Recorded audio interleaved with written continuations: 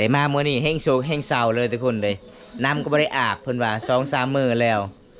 เพิ่นก็สิเงาๆแน่เพิ่นว่าคันมีคนมักเพิ่นก็สิเอาตอนนี้เลยผัวเจ้าก็สิอยู่บ่ได้เนาะอยู่เฮือนเนาะย่านคือกันบ่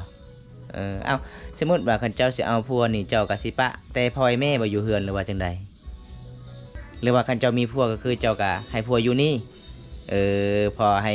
อีพ่อแม่ได้ลูกเคยเนาะมาคุ้มครองเด้ได้เตียงก็ได้ผลจับฮะมีพักเทียมมีพักเทียมคำเป็นขอดราคาเท่าไรราคาโธ่คันระวังผู้บ่าวนี่เจ้าสิเลือกใดตัวใดรอตัวใดบ่รอ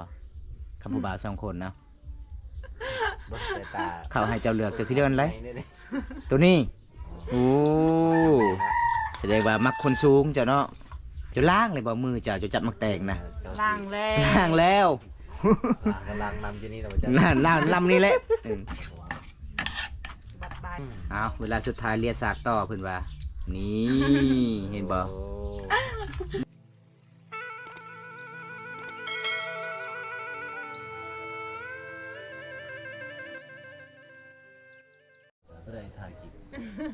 สบายดีสาวโทเป็นยังไง FC ถามว่าสาวโทช่วงนี้บ่สบายเลยแม่นบ่ยังบ่สบายคือเก่าเนาะเจ้าขึ้นหลาย ขึ้นหลายเพราะว่าย้อนน้องจูดให้มื้อนั้นก็คือสาวบ้านก็สิตำหนิอีกพี่น้องมีหลายแนวเลยทุกคนก็เลยน้องก็บ่สบายทุกคนเลยเพราะว่า FC ก็เป็นห่วงเจ้าหลายเด้ FC เบิ่งคลิปอมตาทายตอนนั้นเจ้าว่าบ่สบายอยู่ก็บ่ม่วนเงินคำ3 แก้วก็บ่มีแต่มาเมื่อนี้แห้งโศกแห้งเศร้าเลยทุกคนเลยน้ำก็บ่ได้อาบเพิ่นว่า2-3 มื้อแล้วผมก็บ่ได้วีพี่น้องนี่ล่ะพี่น้องสาวโทเลยเพิ่นก็สิเงาๆแน่เพิ่นว่าคันมีคนมักเพิ่นก็สิเอาตอนนี้เลยผัวแม่นแท้บ่สาวโทเจ้าก็สิอยู่บ่ได้เนาะอยู่เฮือนเนาะย่านคือกันบ่เอ้าสมมุติว่าคันเจ้าสิเอาผัวนี่เจ้าก็สิปะแต่พ่อแม่บ่อยู่เฮือนหรือว่าจังใดฮะหรือว่าคันเจ้ามีผัวก็คือเจ้าก็ให้ผัวอยู่นี่พอให้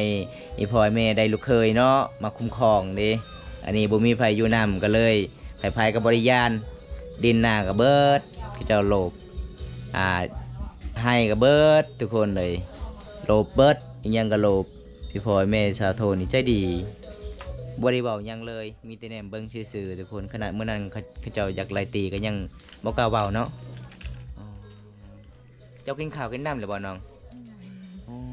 อดข้าวอดน้ำเลยหลังจากนั้นแสดงว่ากินแต่น้ำ เบิ่งทุกคนน้องก็โศกเศร้าเลยทุกคนเลยน้องบ่สบายเนี่ยพี่น้องอยู่กับบ่ม่วนเขาเจ้ากับปะไม้อีกตอนจูดให้ก็คือถึกให้เขาเจ้าเนี่ยแต่จักไฟมาแต่ทางใดก็บ่ฮู้ทุกคนแต่ชาวบ้านก็มาเว้าว่าไอ้พ่อไอ้แม่ของสาวโทนี่แหละมาจูดถึกให้เขาเจ้าอันนี้คือสำหรับเหือเจ้าเนาะนี่เนาะไอ้พ่อเจ้าหาปลาต้องขี่ตัวนี้เอาอย่างในรถใหญ่ทุกคนเลยอยู่หันเจ้าบ่มีเหือบ่มีตอนนี้พ่อแม่ไปใส่ปลูกมันส่วนเจ้าอยู่เฮือนเป็นยังเจ้าคือบ่ได้ออกมื้อนี้นางเผาสบายอยู่จิบหัวเด้บ่มีเงินยังซื้อยาเลยทุกคนเด้มามื้อนี้ก็สิแปลกๆเด้เพิ่นนุ่งสไตล์เพิ่นเด้ทุกคนอันนี้เป็นสินแปลกๆเลยจะซื้อมาแต่ห้านไผนี่นะคือสินแบบนี้ค่อยเบิ่งนี่คือตามเบิ่งนี่สินเบาใส่แบบนี้บ่แม่นบ่น้องเจ้ามาให้แสดงว่าเจ้านี่เบาใส่บ่ได้ให้เลยสินบ่แม่นบ่ซะโทโอ้ทุกคนเลยแสดงว่าเบาใส่นี่ใจดำเลยเนาะเสาโทนี่มาหาตลอดเสาโทเหยาพาเข้าก็บ่ให้พาทงอีกให้แต่ประชาคนอื่นว่าแม่นจะเป็นแผ่นเก่ากับลาวบ่หรือว่าจังใดย้อนลาวบ่ได้ให้เจ้าสินนะแต่ละคนลาวให้หมดว่าแม่นเจ้าคิดตัวเบาใส่บ่แม่นบ่ตั้งเราบ่ยังให้ข้อยละคิดว่าพอทงของเบาใส่มาจากกรุงเทพทุกคนมื้ออื่นก็คือเบาใส่กะสิมาเมืองน้องคือเก่าทุกคนเลยมาเยี่ยมมายามสาวลาวเขตนี้พี่น้องเพิ่นว่าคิดฮอดหลายได้สาวลาวเขตนี้ก็ใจดีทุกคน ตอนนี้น้องกับบุมีอาหารสิกินอีกโอ้ยพี่น้องเอ้ยใครอยากกินอาหารบุดึดบ้านเฮาไปหาเย่มดแดงโลด อ้ายสิเย่ซอยดอก เอาเป็นจังได๋นี่กินตั้มบ่สิแกง จะได้ว่าจะมากินตำเนาะ ตั้มเนาะ ไอ้ยังก็มักตำหมด ไปเบิ่งวิธีชีวิตชาวโทเลยทุกคน แม่น คนสิตำมักแต่งบรรยากาศยามตอนเช้า โดนแล้วบ่ได้ไปเยี่ยมยามน้อง ๆมาหอมนี้น้องบ่สบายหลายเด้น้องขึ้นหลายเลยอยู่บ้านกับบ่ม่วนเพิ่นว่าอยากมีคนดูแลแห้งตอนนี้ คิดเรื่องหยังเศร้าโทจะคิดเรื่องหยัง อันนี้คืออาหารเจ้าบ่ชาวโทมะเขือบ่อืม หาย อาหารเฮากินแต่มะเขือ แต่มะเขือมันก็แซ่บบ้านเฮาเคยกินมะเขือมะเขือจะปลูกมาที่ให้บ่ มีอาหารกินมะเขือแซ่บ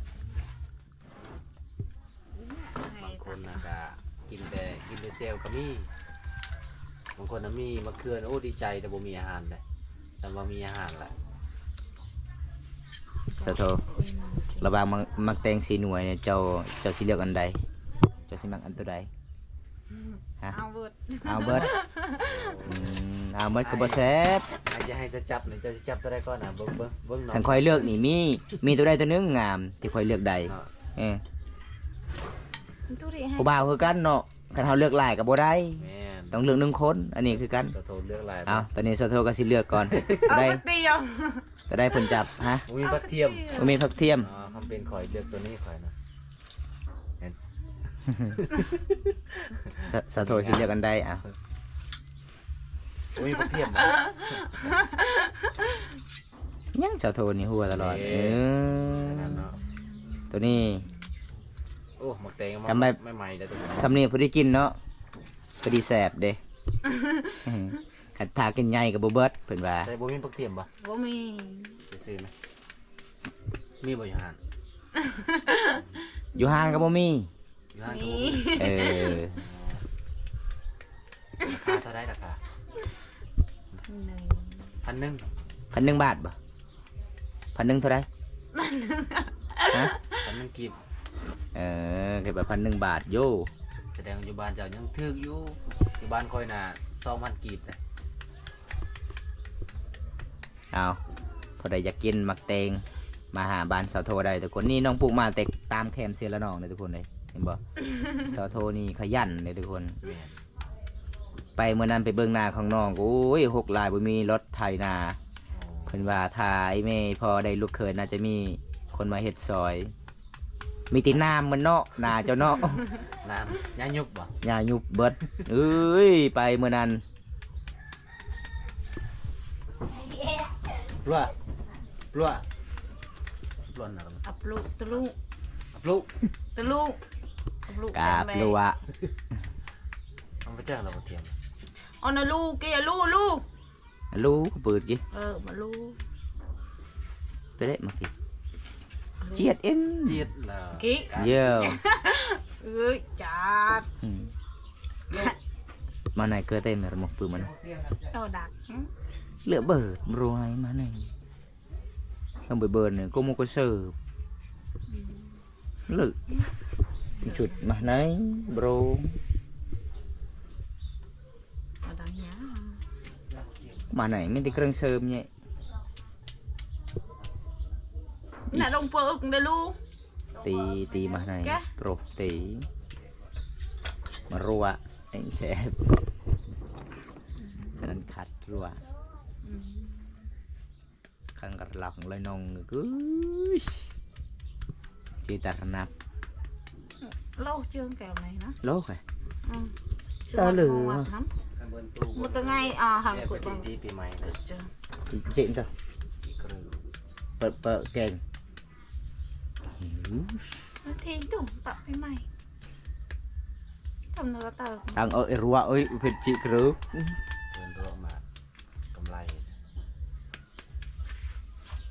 hả บริเวณลิ้น tao nó tạo bên thi này bên thi đi อ่างกับไปจุอ่างกับไปเปิดนั่นแหละคือ trộn chưa จุเจาะสงการใน โอ้ไฟสิโจดอก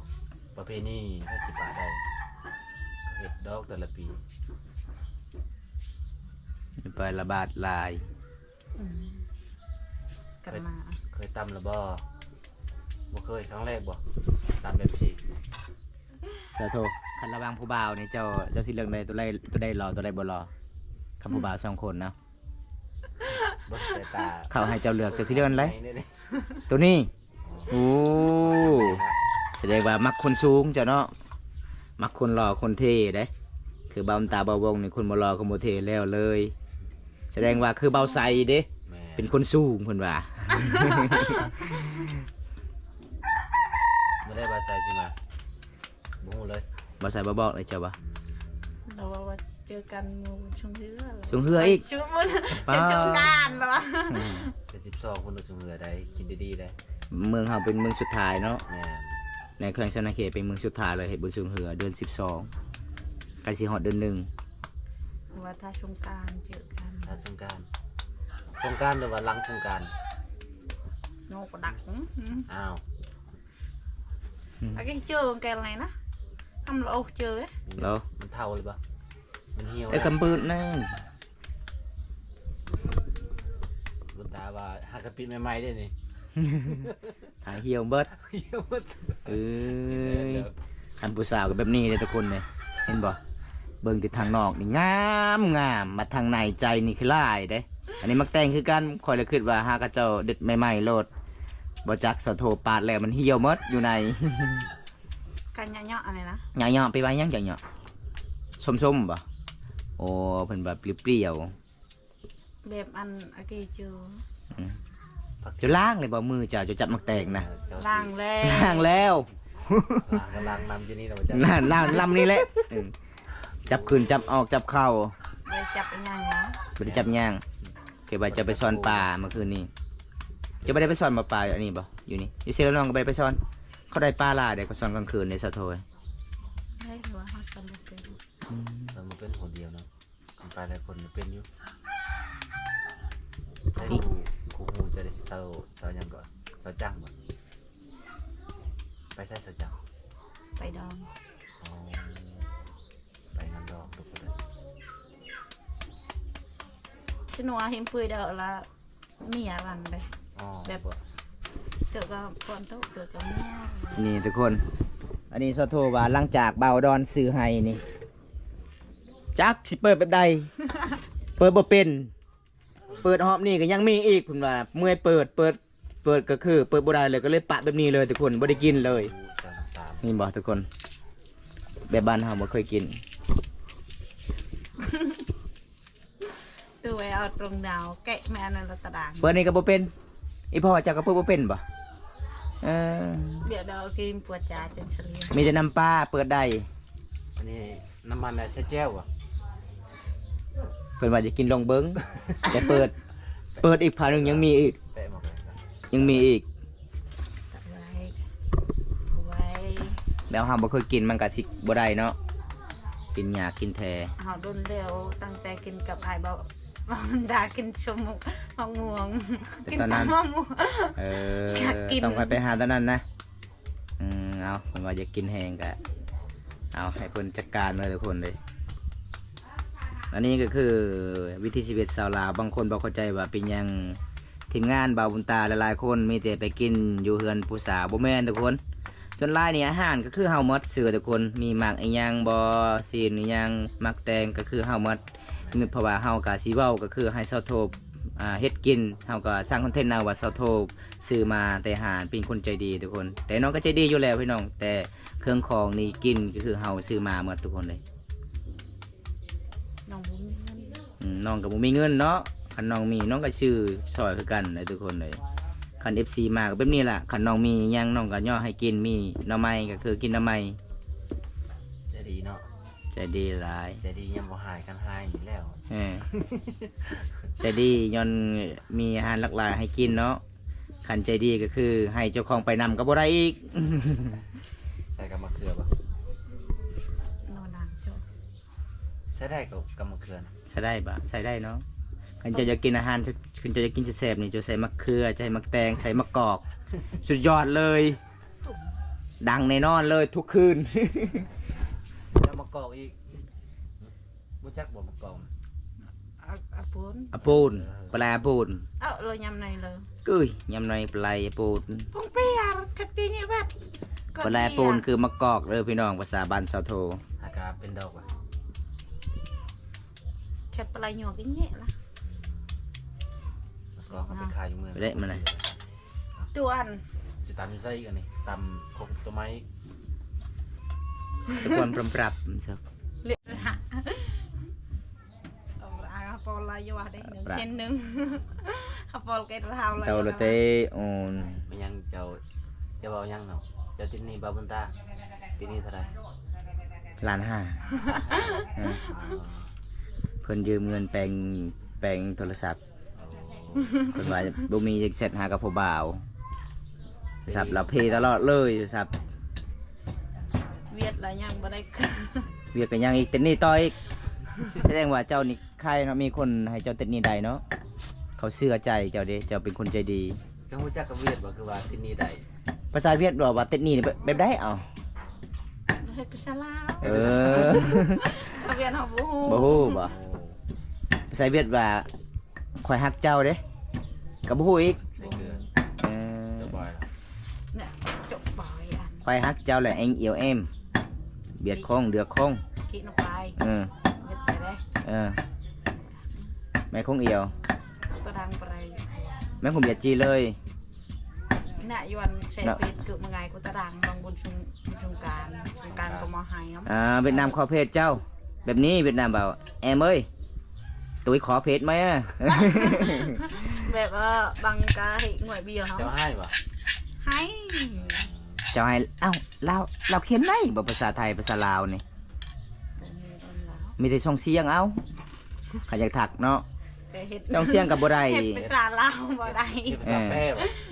เฮ็ดคือคนกึ่งบ่ ย้อนไปย้อนเซฟกู มา กู ภาษาลาว อัน ดู เราแบบโทรศัพท์จากอาหารเฟ ว่า ซ ลาวดูไอ้ที่บ่เข้าใจ แม่อันตะดังเวลาผู้บ่าวขอเพจนี่จะเอาโทรศัพท์ยืนอย่างเดียวสิอ่านชื่อก็บ่เป็นเนาะอ๋อมีแต่หมู่บอกว่าแบบนี้เด้อคำผู้บ่าวขอเพจโทรฮักไผบ่เคยทิมมีแต่ในนั้นโลด ที่ว่าใช้นั่นรถเนาะ มอเตอร์ไซค์ในนั้นโลดได้ใครเขาถามมีโตยังแน่เรียบร้อยบัดนี้เบ็ดข่อยหมดเพิ่นว่า ว้าน่าสิแซ่บหลาย เป็นหนังสือนี่ยากนะเพราะว่า บัตรบายไม่เอาเอ็ด เนาะบ่ต้องใส่หยังเลยทุกคนเด้อใส่เกลือถึงนวลแล้วก็ขิงมีขิงบ่อ๋อถ้าพอถึงหอมเนาะ คิงมันเฮานี่หอมเลย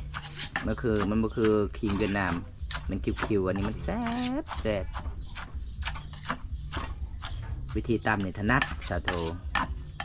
คำวิธีจับปลานี่อุ้ยจับเมื่อไรก็หลุด ทันปลาสกาเนี่ยเพิ่นจับบ่ได้เพิ่นย่านได้อส่วนหลายนี่น้องจับนี่ปลาลาดปลาคอ เอา จับได้เพิ่นว่าเวลาจับปลาคอนี่ถึกมุงนี่จับแต่หัวมันใหญ่แต่คันจับหางนี่มันหลุดมันเว้าเก่งสาวโทนี่จับปลา คือบ่เรียนซะ สุดท้ายก่อนเห็นบ่ เรียบร้อย แกบ่อยเห็นบ่เอาจางเกลือ แล้วเงี้ยเดี๋ยวนะฮะ เอาค่อยก็ใส่ต่อใส่ลายแซ่บลาย เอา ใส่แล้วก็คือมีแหงแรงเข้าปลาบ้านเฮาบ่มีห้องน้ำเลยทุกคน เผ็ดบ่จะตื่นตลอด เราเป็นคนมักเผ็ดๆเกลือจะใส่อีกเกลือนะ ใส่หมดเลย อืม ช่วยเร่งเก่ง พอดีแล้วใช่ไหม ก็มีประเดกข้างเนาะใส่ประเดก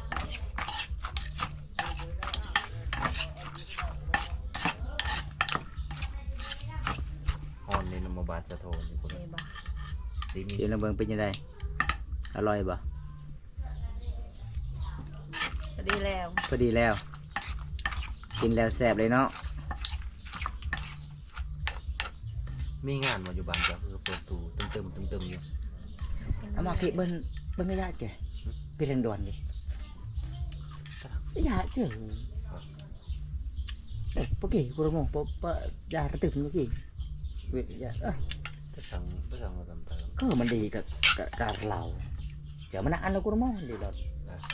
ก่อน เอ้ยไม่นะ แซ่บป่ะ แซ่บ อืม เอาเวลาสุดท้ายเรียกสากต่อเพิ่นว่า นี่เห็นบ่ โอ้ คัก แซ่บ คุณ เนาะ สูตรของน้องสาวโท ไม่เรียนศาสตร์ไม่เรียนศาสตร์คือแบบบ่แซ่บเลย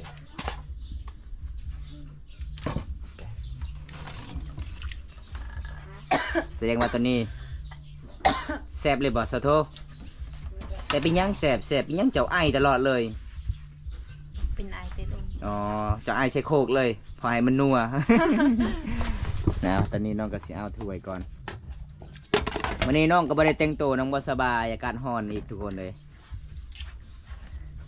ส่วนลายนี่เขาเว้าผู้สาวชนบทนี่เขานุ่งสิ้นนี่เขาบอกมีแฟนเลยได้สาวโทยังเจ้าคือนุ่งสิ้นมื้อนี้อากาศร้อนบ่การร้อนเจ้าก็เปิดพัดลมไว้ บ่มีพลบ บ่มีพัดลมปะ พัดลมก็บ่มี ตอนกลางคืนก็บ่มีพัดลม พอดีแล้วให้น้องเจ้าแน่น่ะแบ่งให้น้องกินแน่ยังเจ้าสิตักหมดเลย ใจดีแท้เลยทุกคนเลย อีพอไอเมย์จะได้บ่อยู่เฮือนบ่ ไปแล้ว ไปดอกบ่ ไปปลูกมัน อ๋อปลูกมันต้นแดดๆแบบนี้นะโอ้ปลูกบ่ได้แล้ว ฟังเด้อถึกมือเด้อ นักประตัวเล็กมาในเบอร์จะแก้วในเลย ก็เก็บเอา เอาเหมือนว่าในเลย อ่ะ เพิ่น ใน ก็ ก ให้ ระเป๋า น้องสาวเพิ่นแน่เลยน้องสาวเพิ่นแบบว่าเขาจะกินแห้งเอ้ยเฮ็ดไวๆเด้อแสดงว่าเฮือนเจ้านี่เขานี่พอบ่ได้หาใส่มองใส่เพียกเด็กก็คือบ่ได้กินปลาเนาะเจ้ามีแต่ผู้หญิงเด้หากินหาไล่ปลาก็บ่เป็น งามอยู่บ่มักแตงนะมันบ่เหี่ยวบ่ เหนียวจืด เที่ยวเนี่ยเจอแต่ตัวเชื่อฮะ คือเจ้าของบ่ เจ้าของละใหญ่เท่าอีก เจ้าของน่ะแย่เท่า อืม เอาเพิ่นว่าเจ้าของก็สิเท่าคือกันหอปี30แล้วเลยทุกคนบ่มีไผมาหาเพิ่นว่า 2030กันนั่นแล้วนะ เอออันนี้ก็18 ปีเนาะเจ้าเนาะสุโธ18 ปี แล้ว เอาของบาง ไปสำเร็จบัดนี้ทุกคนเลยน้องสาวเพิ่นก็สิตำข้าวเหมือนตำข้าวตำมักแตงมากินเอาตอน แต่ นี้ อย่าหัก สำเร็จ เจ้าคือได้พัวแล้ว เออแต่ยังบ่ทันได้เนาะปลาทุงสะโทนี่ราคาแพงเด้อสะโทไอ้ปลาทุงเจ้านี่ งามเลย งามเด้ขันเจ้ามีผัวเจ้าน้อยเจ้าก็ซื้อละลายเด้อขันเจ้านุ่งปลาทุงนี่เสน่ห์แห้งลายเด้อ แต่เวลาเจ้านุ่งนี่เจ้าต้องใส่แอวเลยสะโทย รถใช้หญ้านี่เรียบร้อย มาถึงกำลังสิหยอผ้าขาวให้กินเอาเอิ้น FC นี่เด้อสะโท มาเด้อกินข้าวนำกันเด้อ นี่กินข้าวตอนเที่ยงเลยบัดตอนเช้า ตอนเช้า โอ้แสดงว่าคันทีมงานทางบ่ได้ไปหาเจ้ากอดข้าวอีกเนาะบ่มีอาหารกินบ่เมื่อนั้นก็ใจดีได้สะโทมันพางหอยมากินอีกได้ บัดเลยลาไปหาคนเดียวเต็มขุเราก็ให้ผู้เดียวคอยเอามือกินเล หอย ย หอยย่างเสร็จแล้ว กรออาบ หอยย่างกรออาบนะ กับกี้บ่ เนาดัง มากับกี่